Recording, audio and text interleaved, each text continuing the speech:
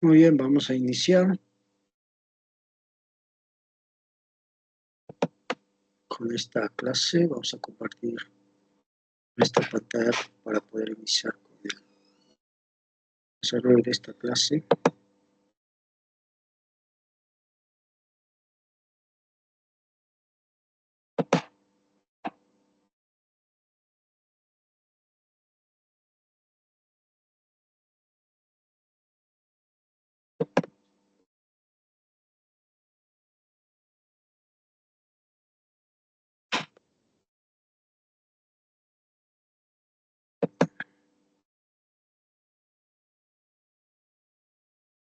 Vamos a compartir la pantalla para dar inicio con esta clase. Y el tema que nos convoca el día de hoy es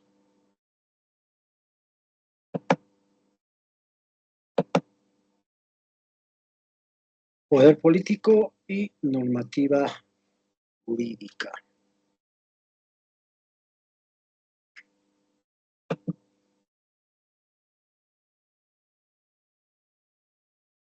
Muy bien. El tema, como parte del desarrollo del curso de Instituciones Políticas y Estado, de la Facultad de Sociología de la Universidad Nacional del Perú, el tema que vamos a desarrollar el día de hoy es poder político y normativa jurídica. Va a ser un tema que lo vamos a desarrollar desde una mirada teórica, reflexiva y crítica, no quizás en términos más instrumentales o técnicos, sino una mirada general sobre la cuestión. ¿Cuál es el propósito de nuestra sesión en esta hora? Al final de la sesión, el estudiante reconoce, explica y valora el poder político y su relación con la normativa jurídica. En otras palabras, lo que pretendemos en esta clase es que cada uno de ustedes pueda reconocer qué tenemos por poder político y cómo esta puede relacionarse o influenciar incluso en la constitución de la normativa jurídica, explicar esta relación y valorar la importancia de conocer estas categorías o estas variables y su desarrollo en nuestras sociedades contemporáneas, en este caso en el Perú. ¿Qué es el poder? El tema del poder ha sido ampliamente estudiado. El día de hoy vamos a citar a los autores más importantes sobre el poder. Desde una mirada natural, biológica, se ha estudiado, desde una mirada sociológica, desde una mirada también antropológica, desde las ciencias políticas, ciencias jurídicas también. El poder es parte importante de las relaciones humanas. La imagen, por ejemplo, que se visualiza ahí, hace referencia a cómo, en este caso, los medios o cómo élites o grupos de poder influencian el comportamiento de las personas a través de los medios. El poder se ejerce de diferentes maneras. Y el día de hoy vamos a ver el ejercicio del poder en el plano básicamente político. Comenzamos definiendo qué es el poder. Ahí vemos en la imagen a Adolf Hitler, al Führer, al protagonista negativo principal de la Segunda Guerra Mundial. Es un ejemplo del ejercicio del poder patológico, en todo caso, o una enfermedad del poder clásico en la historia. Tenemos a colación para reflexionar esto del poder político en este caso. ¿Qué es el poder? Entonces, partamos del rudimento lingüístico básico y fundamental, la etimología. Viene del latín potere, cuyo origen se encuentra en la expresión pote es decir, puede ser o es posible, de donde viene la palabra hispana poder, que básicamente hace referencia a ser capaz de algo, a la capacidad que uno tiene de emprender, de hacer algo, de influenciar en algo, en este caso lo vamos a ver en la acción de la persona, en la acción de nosotros. Es así que se podría decir que poder es la capacidad de algo o alguien de influir y dirigir el comportamiento humano hacia un fin posible. Es decir, esa habilidad o capacidad o potestad que yo tengo para influir en el comportamiento de otros, hacia objetivos, fines posibles, hacia algunas metas específicas. Es la influencia, la capacidad de influir sobre otros. Y eso se da a través de una praxis, de una acción, de un ejercicio como tal, como lo vamos a ver el día de hoy. Algunos pensadores del poder, quizás los más importantes, Michel Foucault, sobre todo desde la filosofía, en parte desde la sociología, Max Weber, específicamente desde la sociología, es el teórico por excelencia del poder en la sociología, Roberto Bobbio desde la ciencia política, en parte también desde la sociología. Estos son los teóricos clásicos del poder. También tenemos al padre de la filosofía política, Nicolás Maquiavelo, al sociólogo también Pierre Bourdieu, que habla mucho del poder en términos de relaciones sociales también, Thomas Hobbes, entre otros más. Pero nosotros, en esta clase, vamos a citar sobre todo a Michel Foucault, Max Weber y a Roberto Bobbio. Comencemos entonces a amplificar más esta idea de poder. Ahí tenemos la portada de uno de los libros de Michel Foucault, El poder, una bestia magnífica. Y en la clase vamos a citar a diferentes autores sobre el poder y vamos a traer sobre todo citas textuales y hacer una interpretación, una explicación hermenéutica de lo que nos dicen otros autores, en este caso sobre el poder. Dice Michel Foucault, puede la posibilidad de modificar con tus acciones las acciones presentes o posibles de otro. Es decir, es esa capacidad, esa posibilidad, es lo que se puede hacer. Capacidad, habilidad de modificar con tus acciones, con lo que tú haces, las acciones de los otros. Es lo que yo hago, la acción que yo emprendo, trae directamente una influencia en la modificación de las acciones del otro o de los otros. Entonces el poder va a estar delimitado como una acción social de influencia sobre otros. El mismo poder define entonces los relacionamientos entre compañeros y dice Michel Foucault, con esto no estoy pensando en juego de suma cero, sino simplemente por el momento permaneciendo en términos generales en un entramado de acciones que inducen a otras acciones y que concatenan entre sí, que se concatenan entre sí. Entonces, palabras. El poder es la acción de modificar otra acción. Acción que modifica la acción de otros. Por eso, ya lo vamos a ver, es un ejercicio. El poder es praxis social como tal. Capacidad, habilidad, posibilidad de modificar con mis acciones las acciones de los otros. Eso como algo básico de poder, relaciones humanas, acciones sociales que modifican otras acciones sociales. Roberto Bobbio, en el texto que se observa ahí en portada, Teoría General de la Política, nos va a decir, nos va a definir el poder de la siguiente manera. El poder se ha definido tradicionalmente como consistente en los medios para obtener una determinada ventaja. Hobbes, en este caso, trae a colación la idea de Hobbes. Es decir, los medios que yo utilizo para obtener ventaja o algún beneficio con respecto a otros. Es decir, lo que yo hago para tener mayor beneficio, ventaja, desarrollo, progreso con respecto a otros. Aunque estamos en competencia, estamos en una lucha. O análogamente con el conjunto de medios que permiten conseguir los efectos deseados. Es decir, lo que yo hago, mecanismos, estrategias que yo desarrollo, que yo empleo para obtener lo que deseo, para obtener los fines, las metas que tengo. En el arte de la guerra, Sun Tzu habla del poder en términos de medios y estrategias. Clausewitz, en su libro sobre la guerra, habla también de los medios y las estrategias que se utilizan, que han utilizado los gobiernos, los estados, las élites para ganar batallas, guerras. Es los mecanismos y medios que utilizo para obtener ciertos fines. Hacer uno de estos medios el dominio sobre los otros hombres junto al dominio de la naturaleza. Bueno, es el ejercicio y lo que yo hago para dominar a otros, pero también para dominar la naturaleza. La ciencia y la tecnología ha utilizado, se ha hecho, entre otras cosas, para dominar la naturaleza y mejorar la condición humana o la calidad de vida de las personas. Quizás se ha extralimitado o es un poder malsano cómo se ejerce dominio sobre la naturaleza. Esto también es un tema interesante que se podría comentar. Y nos va a decir entonces que el poder queda definido como esa relación entre dos sujetos en la que uno impone al otro la voluntad propia y determina contra la de él aquel su comportamiento. Es decir, yo impongo lo que yo deseo, mi voluntad, mi interés, mi aspiración, mi motivación, mi ideología, lo que yo siento, creo, sobre el otro, modificando de esta manera su acción.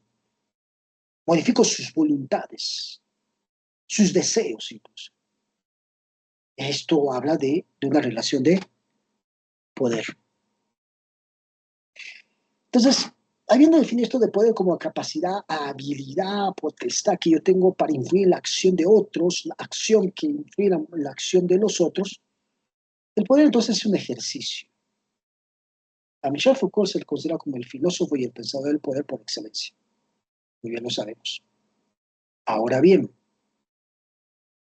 esto es importante de señalar. Michel Foucault va a hacer textualmente, lo va a decir, y aquí tenemos el libro Estrategias de Poder, portada, específicamente va a decir que él nunca ha querido estudiar el poder como tal, en el sentido directo. Él ha buscado estudiar el proceso en cómo el individuo se convierte en sujeto, cómo las personas se convierten en sujeto. Y cuando hablamos brevemente aquí la diferencia entre individuo y sujeto, nos referimos a que el sujeto es un individuo con ejercicio pleno del poder. El que ejerce poder, busca ejercer poder. Y el individuo es una persona simplemente subalterno, marginado, y en donde el poder de otros lo determina su accionar, su comportamiento, lo que hace. Pero el sujeto ya ejerce poder. Entonces, en ese tránsito del individuo a convertirse en sujeto, es que se estudia el tema del poder. Entonces, Michel Foucault va a estudiar cómo el individuo se construye en sujeto y indirectamente va a hablar del ejercicio del poder, porque el individuo se convierte en sujeto justamente para ejercer poder. Por eso nos dice, el ejercicio del poder no es simplemente el relacionamiento entre jugadores individuales o colectivos, es un modo en que ciertas acciones modifican otras, ya lo hemos dicho. El ejercicio del poder es, ciertas acciones van a modificar las acciones de otros. Algo bien básico. Lo que por supuesto significa que algo llamado poder, ojo con esto, con o sin mayúsculas, considerado que existe universalmente de forma concentrada o difusa, no existe. No es que solo unos tienen el poder y otros no. El poder está al alcance de todos. El poder, unos lo tienen hoy, mañana pueden tener otros el poder. Va a depender del ejercicio y lo que se haga, por cierto, sencillos para obtener ese poder. El poder existe solamente cuando es puesto en acción, incluso si el que está integrado en un campo disperso de posibilidades relacionadas o estructuras permanentes. O sea, el poder existe cuando se acciona, se trabaja, se hace algo para ejercerlo. Por eso Michel Foucault, en su libro Historia de la Sexualidad, va a decir que donde hay poder hay resistencia. Es decir, donde alguien tiene el poder, el ejercicio del poder, va a haber otros que resisten y con esa resistencia van a llevar a cabo acciones para ejercer también el poder. La sociedad es un conflicto de poderes. En esencia, la sociedad es un conflicto de poderes. Hay un libro también, Microfísica del Poder, en donde Michel Foucault va a estudiar el poder en este plano bien cotidiano de las instituciones, de los grupos o los colectivos humanos, como parte de la relación y de las acciones sociales que ya venimos explicando. Michel Foucault nos va a decir, para nosotros, la problemática del poder no solo que fue una cuestión teórica, sino que es parte de nuestras experiencias. De nuestra experiencia, ya sea personal, de grupo, colectivo, o de nuestra experiencia humana, en historia, en humanidad, en todo caso. Y dice aquí, me gustaría referirme solamente a dos formas patológicas de estas experiencias. Aquellas dos enfermedades de poder es el fascismo y el estalinismo, o sea, el comunismo. ¿A qué hace referencia aquí? Que el poder como ejercicio se puede convertir en una enfermedad. Se puede convertir en una patología, una bestia. El poder enferma, el poder corrompe, el poder es algo patológico en algún momento, es algo extremo. Dos enfermedades, dos actos históricos como muchos otros pueden existir de cómo el poder ha destruido civilizaciones, estados, población, genocidio, muerte, es el fascismo. Recordemos a Adolf Hitler, el holocausto nazi, la Segunda Guerra Mundial, el estalinismo, el comunismo, los totalitarismos. O sea, el poder cuando es extremo, cuando ejerce de forma malsana, como una bestia, se convierte en una enfermedad. Y hay que ponerle límites al poder, por lo tanto. Y lo vamos a ver más adelante. Una de las numerosas razones por las cuales estas enfermedades nos resultan tan desconcertantes es porque a pesar de su unicidad histórica, es decir, que son bien peculiares, bien específicas, no terminan de ser originales. Es decir, son originales, sí, pero hay recurrente ver en la historia de la humanidad las formas patológicas del poder, las enfermedades del poder, como el poder en diferentes aspectos sociales y políticos ha traído consecuencias nefastas, negativas a la humanidad, a grupos humanos, muerte, genocidio, etc. El poder es una enfermedad, también es algo patológico en nuestras sociedades. Hay tipos de poder. Por ejemplo, Moisés Naín, que es un comunicador, alguien que habla de la ciencia política, en este libro bien popular, El fin del poder, nos habla justamente sobre tipos de poder que están en declive o en crisis. Justamente como decíamos hace un momento, que donde hay poder a resistencia, esos grupos de resistencia ejercen un ataque, un mecanismo de ejercicio del poder para que los poderes tradicionales históricamente establecidos lleguen quizás en algún momento a un declive o a una crisis. Puede ser poder político, religioso, etc. Tenemos acá tipos de poder: poder político, económico, social, epistémico, de conocimiento de ciencia, poder religioso, poder tecnológico, poder cultural, etc. Y como ya bien se sabe, aquí estamos hablando básicamente del poder político. Cuando hablamos de poder político, necesariamente vamos a hablar de Estado. La máxima expresión por excelencia del poder político es el Estado. La máxima institucionalidad o organización política es el Estado, por lo menos en nuestras sociedades modernas contemporáneas es así. El Estado es la representación por excelencia del poder político. Al respecto, Frank Oppenheimer, un sociólogo, en el libro que ustedes ven de portada, nos va a decir lo siguiente sobre el Estado. Dice: un Estado es una organización política constituida por un conjunto de instituciones burocráticas estables, a través de los cuales ejerce el monopolio del uso de la fuerza, soberanía, aplicada a una población dentro de unos límites territoriales establecidos. En otras palabras, el Estado es la organización política por excelencia del ejercicio del poder, con instituciones, burocracia, etc. ¿Por qué decimos que es la máxima instancia o entidad que ejerce el poder? Porque acá nos va a decir Oppenheimer, a través de los cuales ejerce el monopolio del uso de la fuerza. Es decir, el Estado, como organización política, tiene el poder legítimo de ejercer fuerza, para la redundancia, de ejercer poder, dominio, control sobre la ciudadanía, sobre su población. Hay que entender algo bien básico. El Estado es la máxima institución política de nuestras sociedades contemporáneas y modernas, y es la representación por excelencia del poder político. Cuando hablamos de poder, hablamos de política, y cuando hablamos de política, hablamos de poder. Traemos entonces al clásico Max Weber en un pequeño texto llamado La política como vocación. Libro que definitivamente recomendamos que se pueda leer, que se pueda revisar, porque en esto Max Weber va a hablar de la vocación política, claro, pero va a definir lo que es lo político y lo va a relacionar con el poder. Y vuelvo a repetir, cuando hablamos de poder, definitivamente estamos hablando de política. Cuando hablamos de política, hablamos de poder. ¿Qué nos dice Max Weber aquí?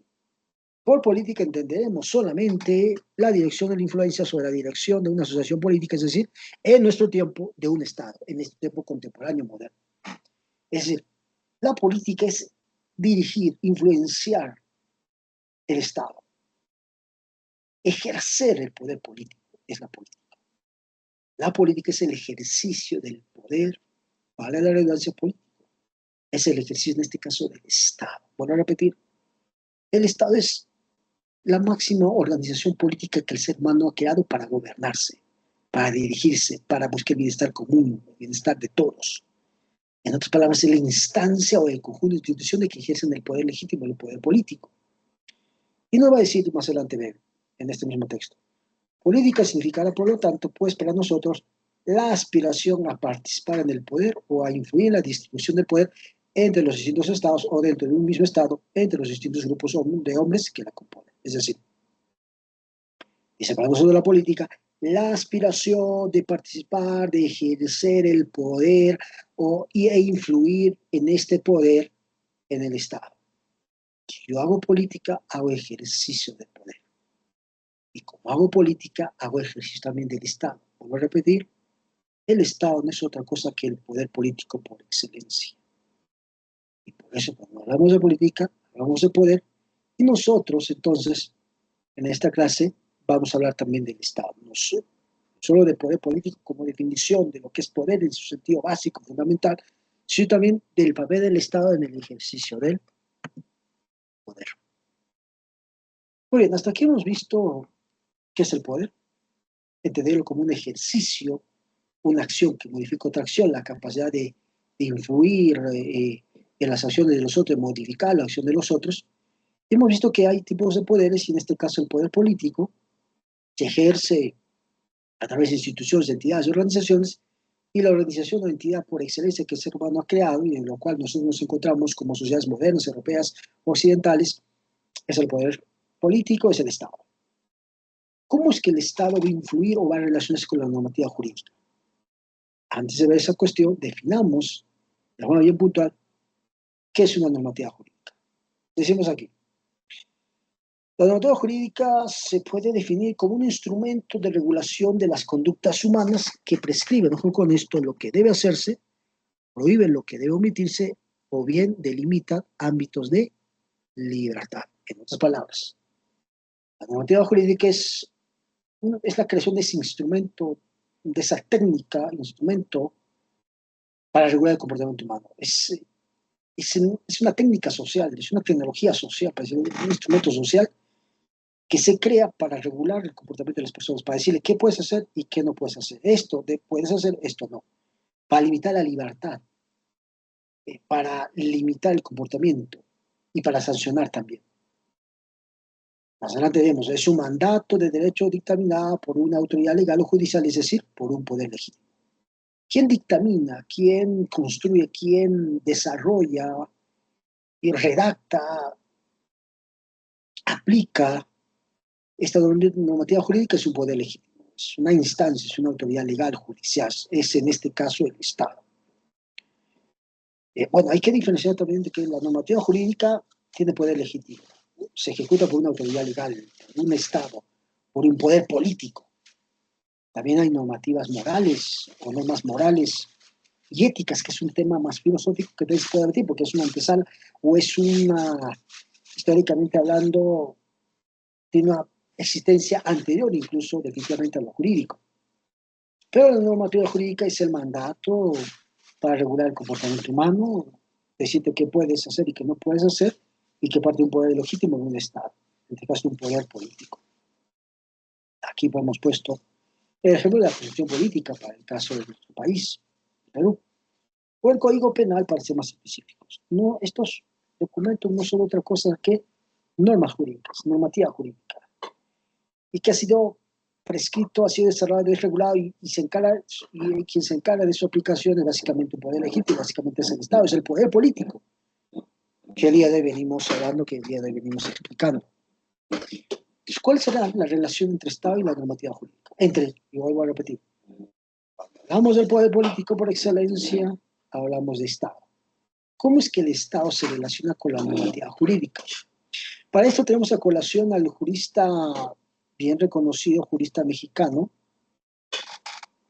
Francisco Porrúa, en el libro que ustedes ven en portada, Teoría del Estado. ¿Qué nos va a decir aquí Francisco Porrúa? El Estado es una sociedad humana asentada de manera permanente en el territorio que le corresponde, sujeta a un poder soberano que crea, define y aplica un orden jurídico que estructura la sociedad estatal para obtener el bien público temporal de sus componentes. Hemos tirado a colación esta cita del libro en cuestión por lo siguiente. Dice, el Estado es una sociedad humana asentada de manera permanente en un territorio, etc. Ojo con esto, pero sujeta a un poder soberano. O sea, ya hemos ido diciendo, el Estado es la representación por excelencia del poder político. Cuando yo hablo de Estado, hablo de poder político. Cuando yo hablo de política, hablo de poder. Y aquí nos dice que crea, define y aplica un orden jurídico. Entonces, ¿cuál es la instancia política que va a crear, que va a definir y que va a encargarse de la aplicación del orden jurídico y de la normativa jurídica? El Estado. Entonces hay una relación directa, totalmente directa entre Estado o poder político y normativa jurídica. En las ciencias políticas, en la teoría del Estado, en la ciencia jurídica, en la sociología, esto está claramente establecido. El poder político, el Estado como tal, tiene una relación directa con el orden jurídico. no solo porque el Estado debería sujetarse a la normativa jurídica preestablecida, sino sobre todo para nuestras sociedades, lamentablemente, porque el Estado puede hacer un mal uso del orden jurídico, de la normativa jurídica, es decir, puede manipular, puede utilizar para intereses políticos, económicos, ideológicos la normativa jurídica. Vamos a ver ahora algunos ejemplos de cómo es que puede haber una relación, definitivamente hay también una relación malsana, negativa, entre poder político, Estado y normativa jurídica. Pongamos aquí dos casos bien claros y puntuales. El caso del Alberto Fujimori, el cambio de la Constitución Política del Perú en el gobierno de Alberto Fujimori en 1923. En el Perú hemos tenido hasta la fecha 12 constituciones políticas, lo cual no habla tanto de que el Perú se reordena, reajusta la cuestión jurídica para un bienestar social, racional, para progreso y desarrollo del país, sino muchas veces la Constitución se ha cambiado o la normativa jurídica como tal se ha modificado por intereses políticos de una élite, de un gobierno, por intereses ideológicos también. Y el caso de Fujimori es bien puntual al respecto. Recordemos el autogolpe de Estado de 1992, la posterior convocatoria a una asamblea constituyente, la redacción de una nueva constitución, llamada popularmente la Constitución aprista, la que hoy está en vigencia en nuestro país, que si bien es cierto que ha sufrido una serie de cambios, no permanece como igual como se creó o se publicó, pero es un ejemplo puntual de cómo Fujimori utilizó el poder político que tenía, el manejo del Estado para cosas malsanas. Si podemos poner ejemplo jurídico, pero controló los medios de comunicación, controló las empresas, controló un montón de instituciones, todo para los fines particulares de una élite. Podríamos quizás revisar el caso de su asesor principal, Vladimir Montesinos, etc.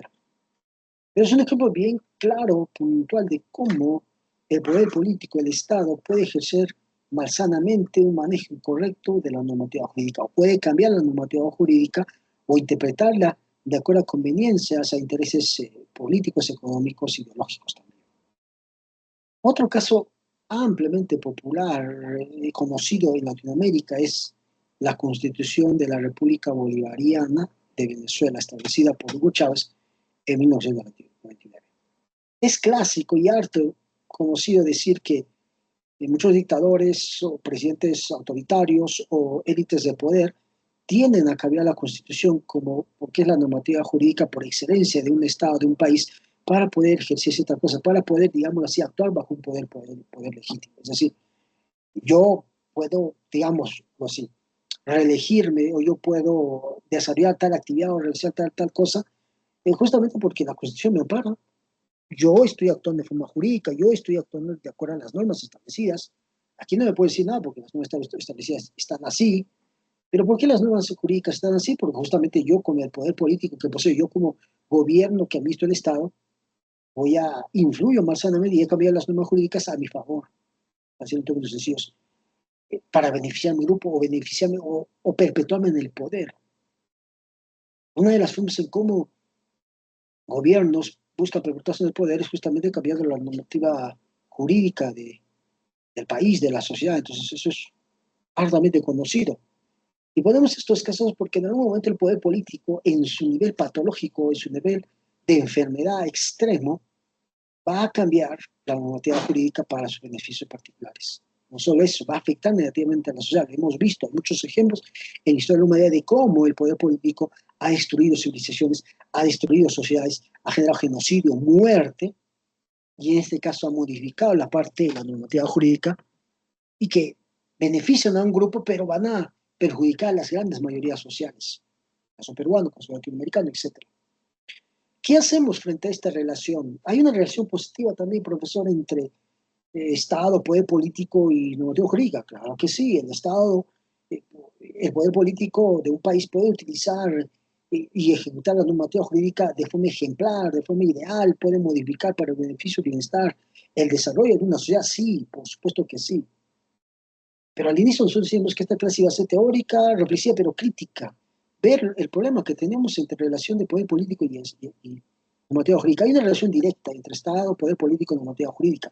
Pero vemos que en nuestras sociedades, en el Perú, en Latinoamérica, se ha desarrollado de forma malsana, una relación malsana, una relación, pues en términos populares, enferma, una patología del poder. Entonces el poder debería tener límites. Y para eso planteamos la relación ahora de poder político del Estado con el derecho como ciencia, derecho como ciencia y como praxis profesional, como praxis pública.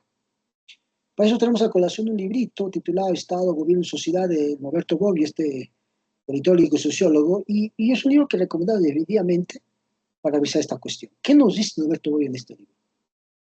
Al lado fundamental del problema del poder, la doctrina clásica del Estado, con esto, siempre se ha ocupado del problema de los límites del poder. Aquí quiero hacer una acotación. Todo poder debe tener límites. Acá estamos hablando del poder político, que debe tener límites, porque si se convierte en una bestia, en una enfermedad, en algo patológico que daña a cientos de miles de personas, y en la historia del modelo hemos visto un montón de ejemplos. Pero también hay poderes culturales, religiosos, por ejemplo, las sectas, las religiones, o los poderes culturales, cómo generan, dañan a la población o generan cosas malsanas. Poder epistémico, el poder de la ciencia y la tecnología. El siglo XX nos trajo se generaron las dos guerras mundiales, y cómo el poder de la ciencia y la tecnología generó muertes masivas, ¿no? Hiroshima y Nagasaki, el Plan Manhattan con Oppenheimer y todo esa cuestión, cómo es el poder de la ciencia genera, eh, tiene una afectación en la humanidad, muerte, genocidio, conservación del medio ambiente, el poder de los medios, todo poder tiene que tener límites, en este caso el poder político, el Estado tiene que tener límites, es decir, límites del poder, que generalmente es planteado dentro de la relación entre el derecho y el Estado, y el poder, es decir, el derecho como ciencia y como antesala, como fundamento del poder y del Estado, del poder político. El problema de la relación entre el derecho y el poder fue planteado con esta pregunta: ¿es mejor el gobierno de la ley o el gobierno de los hombres? Desde Aristóteles, desde los clásicos se debatía esto. Se decía, ¿quién nos debe gobernar? ¿Los hombres, el gobierno, las personas como tal o las leyes? Y se llega a la conclusión que son las leyes. Y esa no es otra cosa que el Estado de Derecho. ¿Por qué las leyes? Porque el ser humano es maleable. El ser humano es corrompible, tiene pasiones, tiene pulsiones, es tendiente al mal. Desde Maquiavelo sabemos que el ser humano es por naturaleza perverso, tendiente al mal, a lo malsano. Desde la teología judeocristiana sabemos que el ser humano tiene la iniquidad, la semilla del mal. El ser humano, más aún con poder, con el ejercicio del poder, puede, puede manipular el poder para dañar a otros, para beneficiar a pocos y perjudicar a las mayorías. Por lo tanto, el gobierno de la ley tiene que estar por encima del gobierno de los hombres. Todo sujeto, el mismo Estado, los mismos gobernantes tienen que sujetarse a las leyes. Y una sociedad moderna busca eso. O gobierno de las leyes, que es el fundamento del Estado de Derecho, entendido en su acepción más restringida, como el Estado, cuyos poderes son ejercidos en el ámbito de leyes preestablecidas. Es decir, el Estado, si bien es cierto que tiene una relación directa con la normativa jurídica, el Estado, antes de modificar las normas jurídicas, antes de hacer o deshacer la normativa jurídica, tiene que sujetarse a las leyes preestablecidas. Es decir, el gobernante, el Estado, no puede manipular las normas jurídicas a su antojo. Tiene que sujetarse a las leyes. Para eso están las instituciones y los encargados de las instituciones para hacer cumplir esto que llamamos Estado de Derecho. Ahora, el Estado de Derecho está en Constitución. No podemos hablar en Latinoamérica, de Perú, de un Estado de Derecho pleno. No podemos hablar que el Estado de Derecho, que somos países con un Estado de Derecho como tal. Eso, en teoría y en los discursos ideales, se puede hablar, pero la praxis como tal no es, lamentablemente, una realidad. Traemos a colación a un clásico de derecho positivo, un clásico de la teoría de derecho, en su libro que ahí vemos, Compendio de Teoría General del Estado, a Hans Kelsen. ¿Qué nos dice Kelsen aquí sobre Estado y Derecho? He desarrollado la tesis de que Estado y Derecho coinciden, en tanto que el Estado como orden es idéntico a la ordenación jurídica, ya total, ya parcial. Es decir, cuando hablamos de Estado debemos hablar de Derecho, y cuando hablamos de Derecho hablamos de Estado. Porque dice que el Estado como orden es idéntico a la ordenación jurídica. Es decir, el Estado, ya lo hemos visto, tiene una relación directa con el orden jurídico, con la normativa jurídica. No hay Estado si no tiene un principio jurídico. Pero este principio jurídico no debe ser utilizado por el poder político, por el Estado, para ciertos beneficios particulares. Lo hemos comentado varias veces en esta clase. Sino que antes de esto, el Estado tiene que sujetarse al derecho preestablecido. De que el Estado, como sujeto jurídico o persona, no es más que la personificación del orden jurídico, ya sea ya total, ya sea parcial, y esto es alto comprensible, pues el dualismo entre derecho y Estado es solo uno de los numerosos ejemplos de duplicación de un objeto de conocimiento de los cuales está llena la historia del espíritu humano. Es decir, cuando hablamos de Estado, hablamos de derecho. El Estado debe apuntar primeramente a sujetarse al derecho, a las leyes, al orden jurídico, al ordenamiento jurídico, a la normativa jurídica. O sea, el Estado tiene que sujetarse a las normas y no modificar las normas de acuerdo a intereses políticos, ideológicos, de grupos, de élites.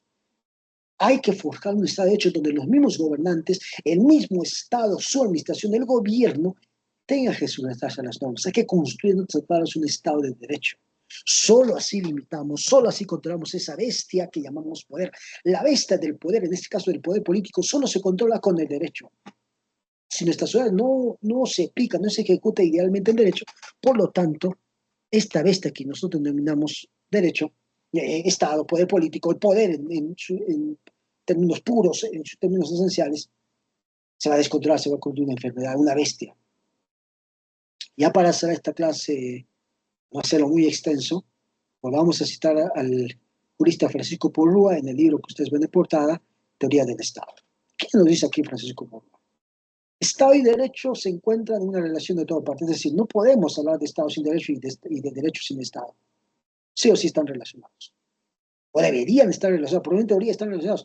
Ahora en la práctica vemos gobernantes, gobiernos que son muy informales, muy tradicionales de las normas, o utilizan las normas con una interpretación muy especulativa, muy eh, malsana, negativa. Todo Estado tiene que sujetarse al derecho para limitar el poder. Y aquí viene lo importante, lo más importante para concluir esta clase.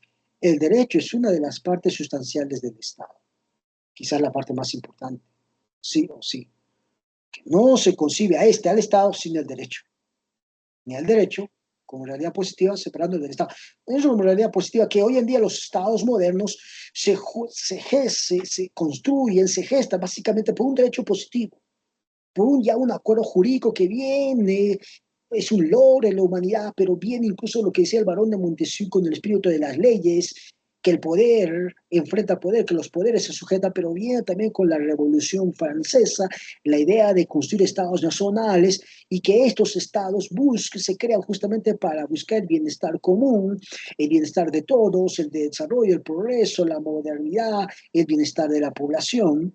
Y para que el Estado cumpla su función, tiene que sujetarse al derecho, si no el Estado va a hacer, para no decir lo que quiere, como dice la canción bien popular, soy soltero y hago lo que quiero, el Estado no puede hacer lo que quiere, debe hacer lo que debe en todas las normas ya forjadas, ya establecidas. Pero lo que pasa es que el poder político, que un gobernante, un presidente y su grupo de gobierno se corrompen. Ya decíamos con Weber, Weber textualmente va a decir, quien hace política pacta con los poderes que acechan que acechan a todo ámbito político, es decir, al hacer política, al ejercer poder político, uno se corrompe. El poder te destruye, el poder te consume, se convierte en una patología, un enfermo, estás enfermo de poder y puedes utilizar ese poder para beneficios particulares y para que lo que tú hagas sea legítimo, entre comillas, sea legal, cambie la normativa jurídica. Y eso es un problema. Vamos a cerrar, dice acá. El papel de derecho es encauzar al Estado en sus funciones dentro de un sistema normativo, es decir, el papel del derecho, no solo como profesión, sino como inspiración, como ciencia, como método moderno para el desarrollo humano, es vamos a encauzar al Estado en las funciones que le corresponden. El Estado se sujeta al derecho, el poder político tiene que sujetarse al poder del derecho, en otras palabras. En otros términos, el derecho limita al Estado por cuanto regula las instituciones de este y el funcionamiento de las mismas. Es decir, el tema del derecho es bien importante en su ejercicio porque solo con el derecho sujetamos el poder del Estado, el poder político, sujetamos esta lista que vamos a ver.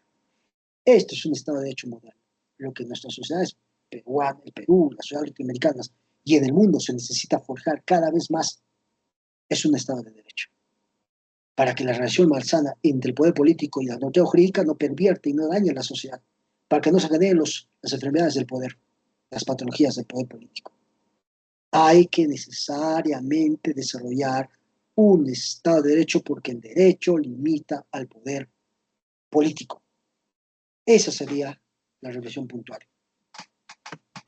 Entonces, ¿qué hemos aprendido en esta sesión? Bien sencillo. La relación entre el poder político y normativa jurídica. Y hemos dicho que el poder político, su representación por excelencia máximo en las sociedades modernas en las cuales nos encontramos es el Estado. Quien hace política hace un ejercicio del poder. Hablamos de política, hablamos de poder y hablamos de Estado como la organización política de ejercicio de poder.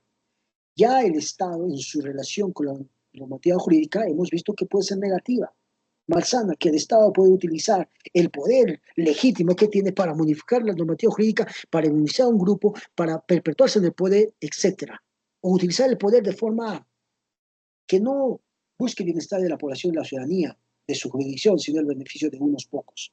Lo hemos visto en la historia del Perú, lo hemos visto en la historia latinoamericana. ¿Qué hacemos, hemos dicho, frente al poder político malsano con las normativas jurídicas? Hay que construir Estado de Derecho. El derecho limita al Estado, limita el poder político, limita, controla esta bestia, a esa enfermedad de poder que hemos mencionado. Lo importante es construir un Estado de Derecho, un gobierno de las leyes a los cuales todos el Estado, los gobernantes, se sujeten. De lo contrario, vamos a tener en nuestras sociedades todavía esa relación más sana entre el poder político y la normativa jurídica. De esa manera, entonces, nosotros terminamos con el desarrollo de esta clase.